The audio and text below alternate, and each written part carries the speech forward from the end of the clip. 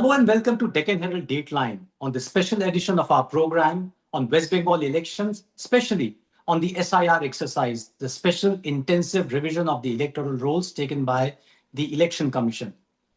After a month-long high-octane campaign, one of the major issues which has emerged in this election is the deletion of names. Initially, it started with more than 90 lakhs. Tribunals were set up. Applicants filed their appeals before the appellate tribunals. And that controversy continues to simmer before the first phase of polling in Bengal on the 23rd of this month.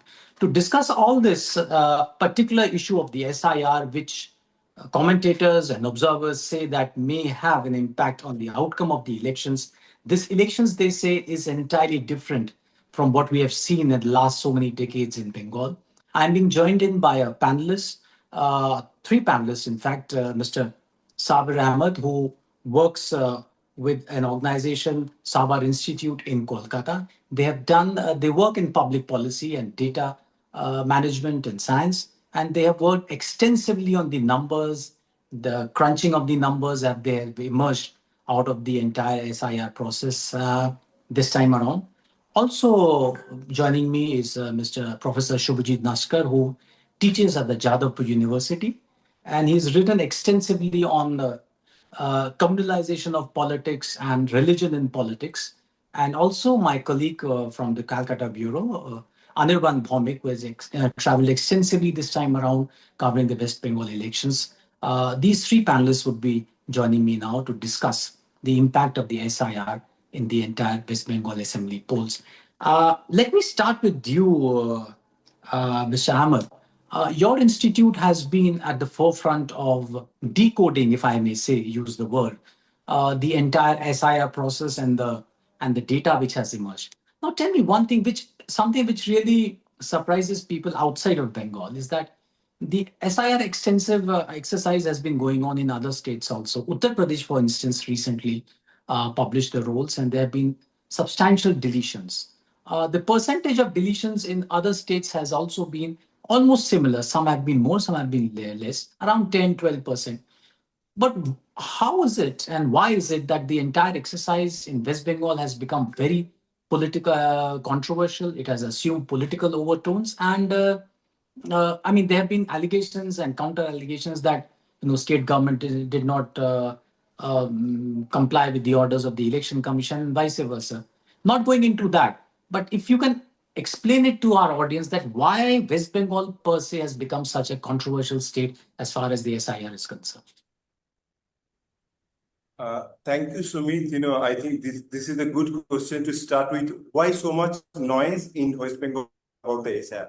First of all, the revision of electoral roll is nothing new. But if you see, this has been done since the very beginning of the election in India in 1952.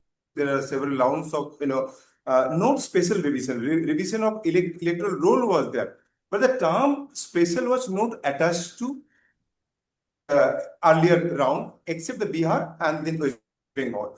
There is no such constitutional provision to undertake the special intensive revision across the state. So, and that too in a very haste manner. Like, what has motivated them to conduct the very complicated, large in a state like with a large diversity to complete in a 4 months time? It's supposed to be, start with some chaos that this will lead to, because the almost, the number of voters, the sheer number of voters, and the exercise took more than a year's time. They knew, the election commission knew that West Bengal is going to elect on the election in 2026. But why they have just started in a 4 months ago in November? So that is the first question we need to answer that. And the motive, the political narrative started with the West Bengal electoral roll is filled up with Bangladeshis and Rohingyas.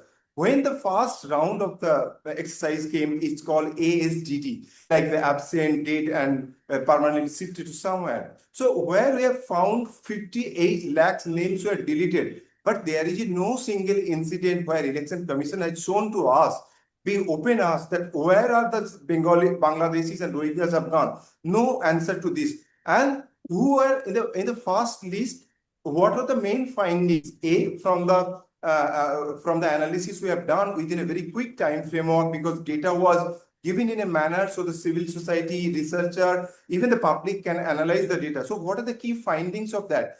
We have seen the male migrant in the cities who are deleted, for example, in the port area in Jorasago, etc., because they have a boat elsewhere in other state also. So the single male migrant were the most deleted percentage in the Kolkata, for example, in the urban area. And then most mapped population, or if there is a concentration of minorities, they are the most mapped population. What is mapped population? They could relate to their 2002 voter list. Who are the unmapped population? They are the Matuas, the refugees from the East Pakistan, and then the Bangladesh who came to India later on. They are the most unmapped population. Their percentage was above the state average. For example, state average was 3.9%, but their average was close to 10%, and some constituency it was close to 15%, 10%, like that. And some, what happens to the third gender? They are also deleted from that, because they don't have a permanent residency. And also we have inspect the Chinese communities who are living in the city for generations. Their names were deleted. And mapped population, out of 58, there is a dead population. So when we'll be talking about, we need to also minus those dead people. They are by natural process, they will be deleted. But what happens to those who are living here and who are the mapped population? So 58 lakhs was that population. So number one, why they started the exercise in 4 months' time, and how come a map population became most unmapped population? And then the phase came, then they introduced the artificial intelligence to check the electoral law. So and they introduced the term logical discrepancy that was nowhere in the SIR manual. So what is logical discrepancy? Very ridiculous reason they have started giving. There is spelling mistake in your map. You could not match with your parents or any legacy document, and also you have more than 6 siblings, or maybe sometimes the age between your marriage of like your mother and your birthday is less, like a 15 years gap. So these kind of ridiculous things came into existence. It's called logical discrepancy. And despite the fact Supreme Court's order, the Election Commission had reluctant to provide the information to the public. So also conducting election is not a crime, should be done in a secrecy. All the orders came in the WhatsApp, and there is a lack of public data which people can discuss. So that's the main reason they have invented the term logical discrepancy under education. Not used in the BR, but they are saying we have used elsewhere also, but they have not used anywhere except the Bengal. Maybe I'll come later. Yeah, sure. We'll come to that later. Professor Naskar, when I was traveling in North Bengal, especially in Siliguri, Kuch Bihar, Alipurduar region, one of the constituencies apart from the Muslims that I came across, which I thought I saw large numbers of people that they were filing applications, were the Namasutras, especially in areas contiguous to Bangladesh. Now, is that also, a matter of concern, as a social scientist, as somebody who has studied politics there, that it was one issue over which also, BJP contested the last couple of elections about providing citizenship to a section of the people. And then we come across a situation that a large number of those names have been struck off. Do you think that this particular discrepancy may also have an impact on the electoral outcome, if we were to talk only pure terms of its impact on the elections? I think thank you for inviting me. I think there's two things that this election is showing. And especially the BJP is throwing up something very interesting in terms of the narrative, the political narrative. BJP this time has been, on the one hand, is pursuing this entire special intensive revision of the voter rolls, and on the other hand, they are pushing the narrative of promoting the pro-Dalit sort of citizenship, that this SIR on the one hand, because as Dr. Sabir Ahmed was saying, is deleting a lot of minorities, even Dalit voters, or in fact those are put under the adjudication and under this logical indiscrepancies. So I am purposely calling it indiscrepancies rather than calling it a logical discrepancy, because the kind of logic that is being given behind the logical discrepancy is, it leads to the indiscrepancies actually. So having said this, the BJP's narrative this time is that of the Hindu unity, that the even though the erstwhile Dalit refugees, those are now settled in various border districts of Bengal, that I wrote in a piece in the early January of this year in the Deccan Herald, where I said that the districts of the North Bengal, like Kuch Bihar, Dinajpur, both Dinajpurs and so on, and some of these districts in North 24 Parganas, those share direct borders with Bangladesh. So these are the areas where the Dalit population is very high in numbers, and these are the districts those have witnessed a huge number of deletions of Dalit voters. Now, there is a huge sort of hue and cry among the Dalit voters that whether they will be able to vote in this election or not. The Supreme Court has said that already, that you can always go and vote next time. But BJP, since it holds a huge sway over this particular Dalit community, those are witnessing disenfranchisement due to the mass voter deletions through the SIR, they are finding this not so difficult, but it's going to pan out in a very different kind of ways, because the Namasutras community, which is the Dalit refugees, those have had a huge influx over the 50s, 60s, 70s until today, due to the religious persecution in East Pakistan and then in the newly created Bangladesh.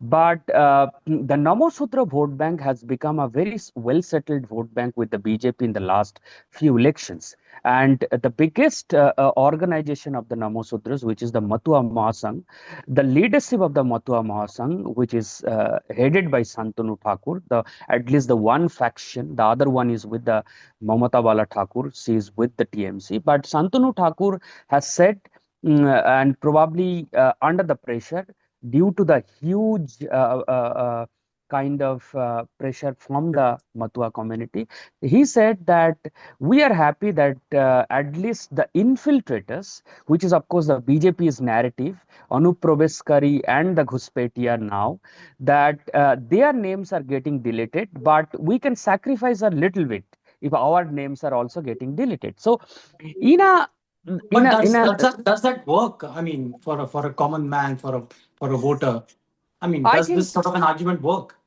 I think this election is going to be an interesting time to watch whether this kind of comments from the community leader like Santanu Thakur works or not. So the voting pattern, once it comes and on 4th May only, I think it will be clear whether this entire Matua leadership, which has always started playing in the same ringtone of the BJP, or whether that is getting translated into the votes or not. But having said this, just one last sentence, that the entire citizenship laws right from 1955, when India had witnessed a bloody partition and seen a lot of communal riots, so on, the citizenship architecture in India has evolved in a way which has failed to create a social inclusivity. The kind of citizenship urge that the Dalit refugees had right from 1950s, which in fact had led a huge massacre in Morijhapi during the left regime, which is completely the Namoshudra. 90% of those refugees who got settled in Sundarbans, Morijhapi Island, were the Dalit refugees. But since then, the same crisis of the citizenship allocation is not really settled, and it has unfortunately become a election issue, and which is now so much so that the BJP has made it a political narrative, and TMC is saying that because since TMC is not at the center, neither an ally with the ruling party at the center, TMC is only saying that if we are here, we will not let the central government to implement NRC and CAA, This is where yeah, the what they're chances are sort high. of playing the saviors. Yeah, Yeah, yeah. saviors. Anirban, if you can hear me, uh, you have been traveling across the state covering the elections, and also in the prelude to the campaign, the entire SIR exercise, the revision of the electoral rules happened. So, if you can just explain to our viewers, a little bit on how, the step by step how this entire exercise progressed, and at one point, at some point it became a huge controversy, wherein the apex court or the Supreme Court also had to step in. Um, yes, Shumik, thank you. Uh, if I could begin that with that, this year's assembly elections in West Bengal are of course going to be different. In any election in India, we have seen that the key question that generally does the round is that who will win. But in West Bengal, the most prominent question at the center of the political discourse at this point of time is not just who gets votes. It has become all about who gets to vote. And thanks to the special intensive revision of electoral rolls and an exercise that has reshaped the political battleground in the state. Now, the Election Commission commenced the special intensive revision of the electoral rolls in November. I think, if I can remember correctly, on November 4th, when the assembly election was still about 6 months away. So after the first phase of the exercise was over, on December 16, the size of the electorate came down from 7.66 crore to around 7.08 crore.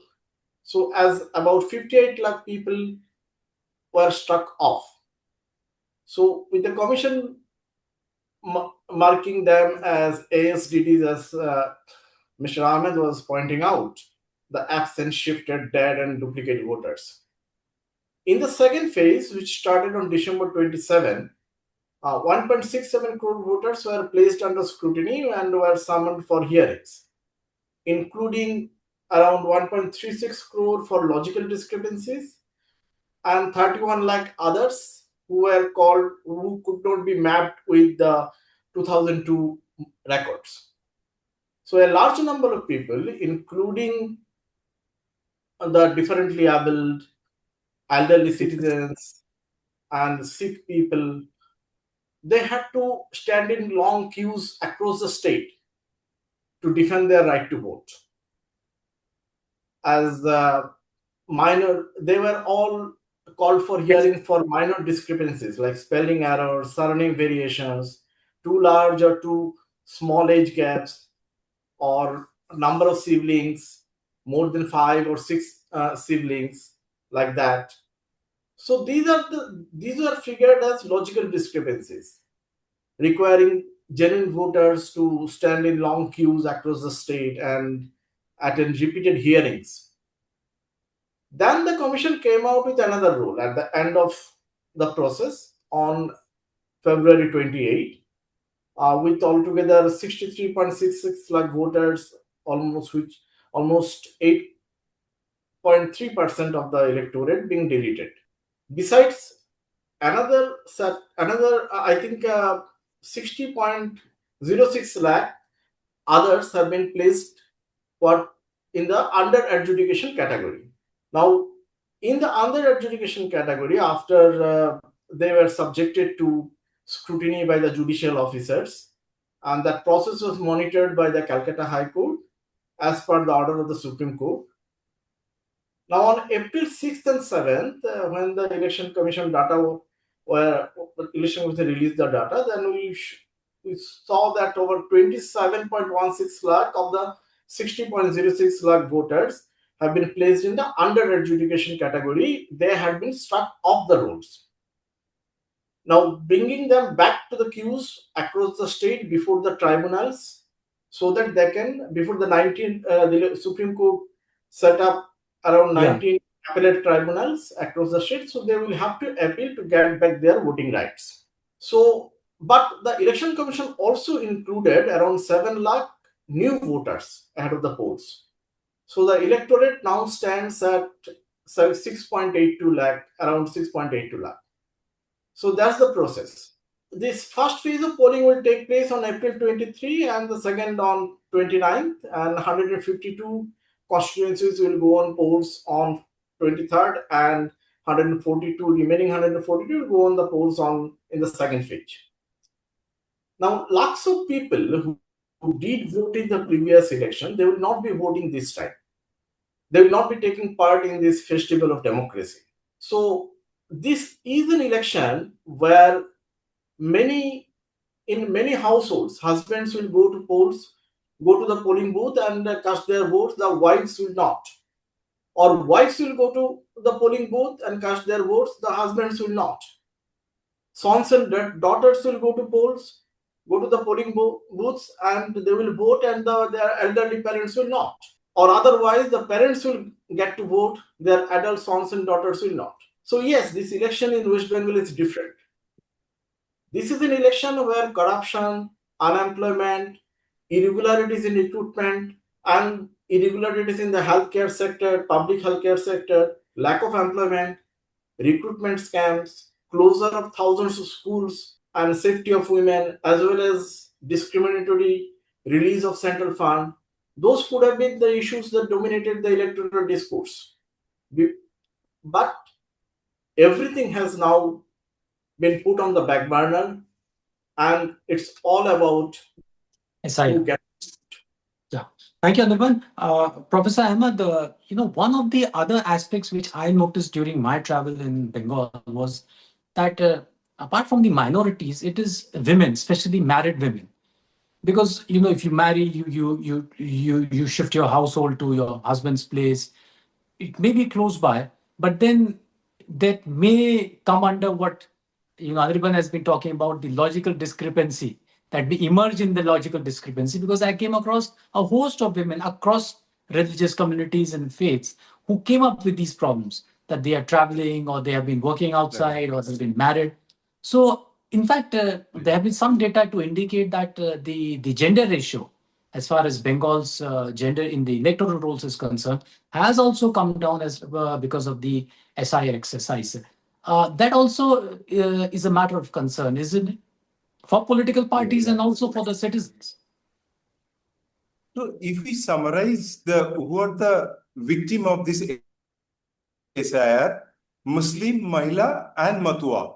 So it starts with 3 in Bangla Mo. So these things are largely affected. So, and on the top, especially except urban area, like for example, if you closely look at the data of Kolkata, or say for example Kharagpur, where only the male are deleted, but largely over 60% of the total deletion or under education of the women.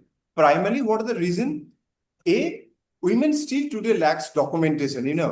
We start with the birth certificate because of the patriarchy. Second was the board examination certificate at some point, although women are now doing very well in West Bengal, but at some point, having board examination certificate is very difficult for the women. And child marriage is very prevalent, and in fact, one of the top state in India as far as the child. So that all became a cause of, and also largest migration happens from one place to another, internal migration because of the marriage. And women actually migrate from it. And with that, also the title of the women, even in the rural area, still prevalent, they change the husband's title. And what about the ST women? They, despite they belong to one of the most backward class of our society, but they actually lacked proper documentation, which election commission required. So because of this, it's a blow. Also, we have tried to find out what happens to the third gender or the queer people. So they are also suffered because of this lack of documentation. So far, Election Commission was very generous in adopting, in accommodating this kind of flexibility. Even in urban area, we have seen in, like for example, if there is an electric board, that was, or a flyover, if you stay, so their name was included. For example, what about the sex worker, homeless population? So far till recent year, but how Election Commission became a authority to challenge whether you have a siblings or two siblings. They have no constitutional authority to check all these things, but they came up with an extraordinarily impunity to impose this kind of this, and that is the cause of But tell me, concern. but the Supreme Court has intervened, over the last couple of weeks. With all respect to Supreme Court, they have intervened very late. We started through our data, we tried to file a flag of the issue. The logical discrepancy is not in accordance to constitutional provision or the People's Representative Act. Even Supreme Court, whatever the affidavit submitted by Election Commission to Supreme Court, that is also flawed. Like they say, how come a father own 100 children?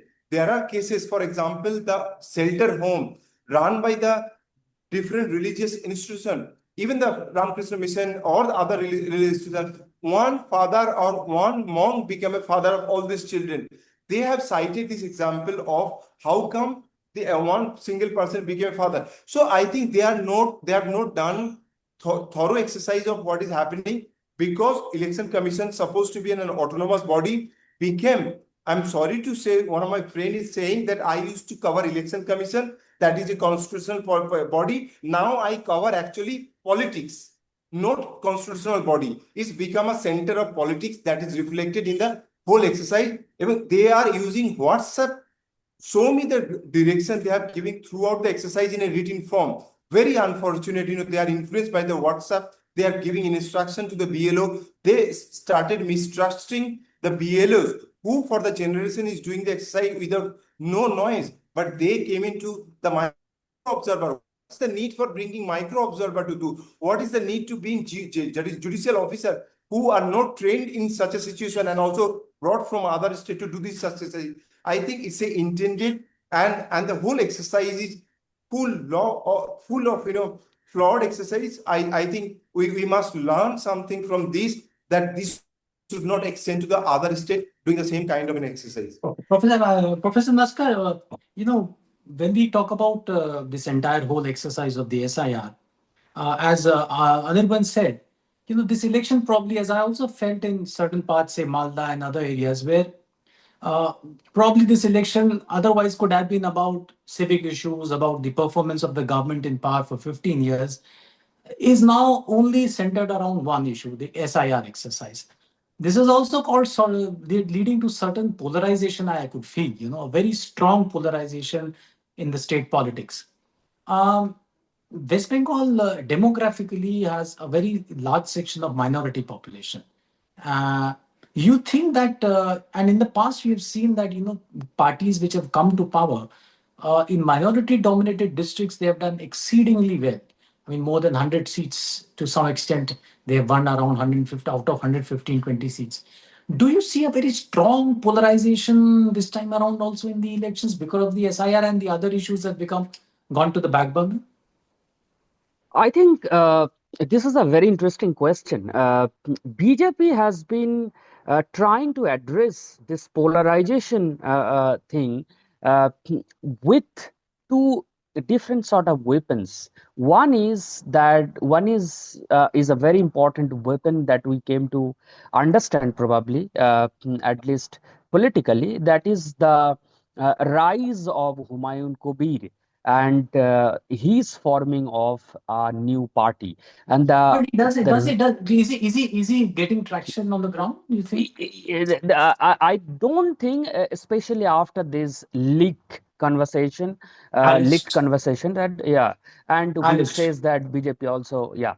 So the point that I'm trying to say, whether Humayun Kabir is going to dent the TMC's Muslim vote bank or not, that probably the results will say. But I'm saying at least there is a widespread now belief among the electorates of Bengal or the Bengalis that the Humayun Kabir is working for the BJP or he is a BJP's B team, as we popularly I can hear in Bengal. But having said this, I would say that there is a huge concern on the ground over this social and political burden of citizenship, that who gets to be, as Anirban was saying, who gets to be a citizen in India or not. That because due to the SIR, a lot of people, they are not going to vote despite they are not being dead, they are being the legal voters. Those have also voted last time in the last elections.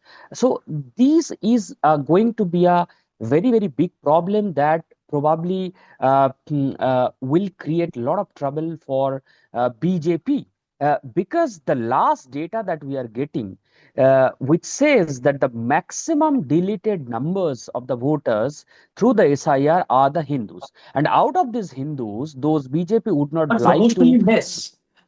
But Yeah, proportionally less in terms, if you look at the demography of Bengal. yeah, that is less, but they are saying that we are deleting the numbers, the voters, those are Ghuspetias, referring to the minorities, basically.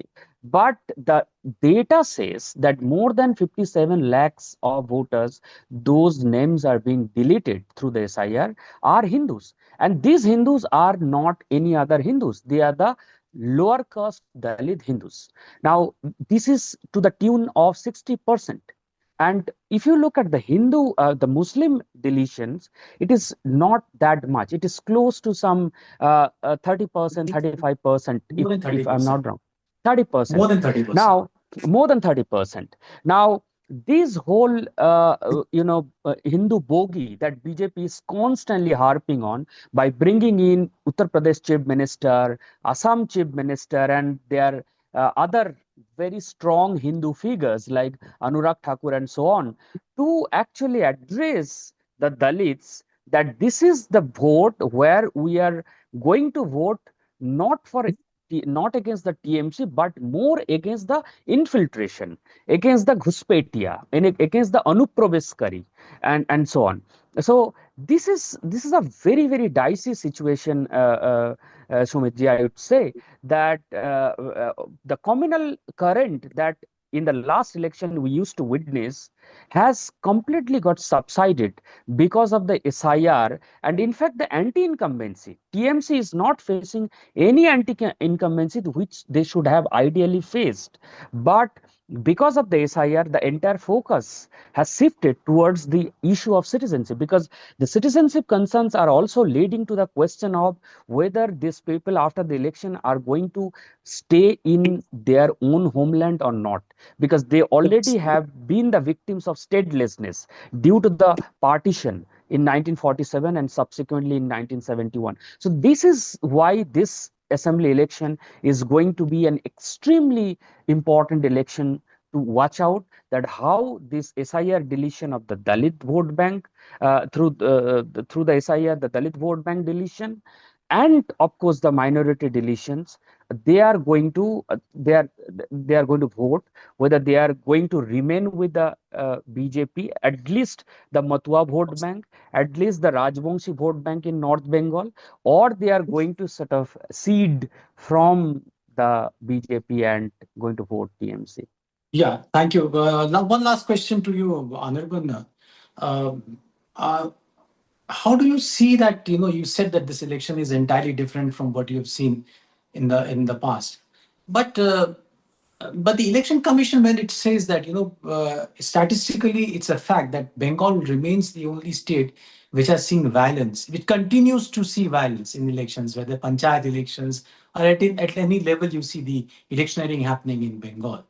A lot of large number of central forces are already there.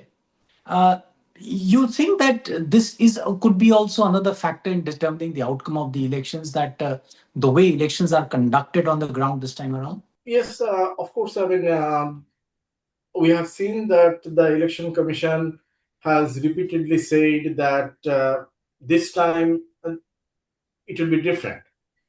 And if you can see the tweet, that the post on X the election commission put up after the meeting with the Trinamool Congress delegation, where it says that election commission has clearly told the Trinamool Congress that delegation that it will be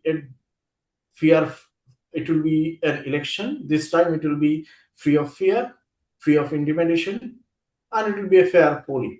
I believe this is an unprecedented post by the election commission, where election commission repeatedly is using the word this time. I mean, where it is almost saying that the previous elections were not fair or free.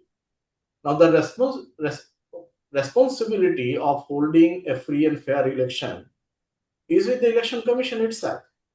So if the election commission indirectly saying that this time we will hold a free and fair election, is the election commission admitting that they failed previously? The failure, are they accepting the failure? But Now, one point I wanted to ask you, before I forget, to counter BJP, Mamata has often used a sort of political subnationalism in her rhetoric, to counter. Last time it was Durga versus Jai Shri Ram. BJP this time is very careful. You don't see outside leaders, at least in the initial stages, coming to the forefront.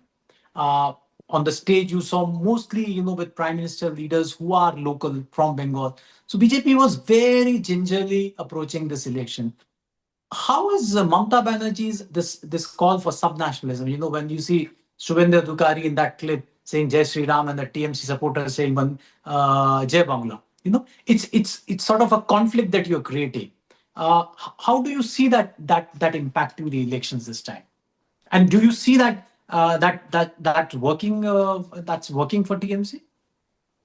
before the SIR process started, yes, the Trinamool Congress was trying to use this Bengali identity, or we can say Bangaliyana, against the BJP's Hindutva. We have seen that when the migrant workers from West Bengal, Bengali-speaking migrant workers, were harassed in different states across the country, Mamata Banerjee took out rallies, and she sent people, she sent MPs, and she sent people to meet them and to bring them back. And she, of course, wanted to frame it as an attack on the language, the Bengali language. But after the SIR started, I think since it has put on the back burner all the other issues, she has also said that SIR has deliberately, she has been trying to say the Bangla Birodi Jamindars, that means the anti-Bengali landlords sitting in Delhi. SIR is a conspiracy hatched by those Bangla Birodi Jamindars against the Bengali-speaking people of West Bengal. Yes, the Bahiragato campaign, or the outsider campaign against the BJP is not that pronounced now. But they are, of course, pointing it out that most of the leaders who are campaigning, most of the star campaigners who are campaigning in Bengal for the BJP are coming from outside the state. Right from Prime Minister Narendra Modi to Home Minister Amit Shah to Uttar Pradesh Chief Minister Yogi Adityanath. So they are coming from other states. And as we heard yesterday that Uttar Pradesh Chief Minister yesterday or day before recently said that he wanted to quote Netaji Subhash Chandra Bose, but saying that give me blood and I'll give you freedom. But he accidentally attributed that quote to Swami Vivekananda. So Trinamool Congress will, of course, cash it, try to take the political advantage of it, and try to project it as an example of the disconnect of the BJP leaders with the ground realities of the culture of Bengal. One last question to you, Professor Ahmed, before we end this conversation. There's been a lot of data churning, analysis of the numbers from the last two elections. How many seats were decided in less than 5,000 votes? If the number of votes, deletions are more than that. Do you actually think that the electoral politics works like that? It's pure arithmetic, or when we're analyzing the elections, the context is very different. The issues are different, and no election can be compared to a previous election. So is it that simple that people are, sort of, because you are into data crunching, which is why I'm asking you, that, it can be summed up or it can be analyzed simply like, in this constituency, the difference was 5,000 votes, deletion is 10,000 votes, so this constituency may flip. I mean, what are your views on that? Yes, yeah, I completely agree with you. Number cannot explain everything. There is a different layer of arithmetic in the ground. So there are many factors. Although SIR is coming, and that is the main issues now. But the undercurrent of everything, will contribute towards that. No psychologist can answer, no political consultant can answer, and who deals with also regularly the data, they're not able to say. So people, you need to understand the Bengali society is a political society, and it's very, even the chief justice, even the judges in Supreme Court say you talk everything in political lens. So it is not easy, just deducting some votes, some share of, it looks very fancy, but it will not tell what will be the outcome of this, whether deletion will affect, we know more nuance, there is no time for that. So it's not easy to predict based on only the numbers sitting in a studio or, research room. So there are more nuanced understandings which will tell the electoral outcome of whole exercise. Thank you, Professor Ahmed, Professor Naskar, and Anirban for joining us for this conversation. It was a pleasure speaking to you. In less than 72 hours from now, the West Bengal first phase of elections will start. The voters will cast their votes. And on the 5th of May, we will get the outcome. Thanks for watching.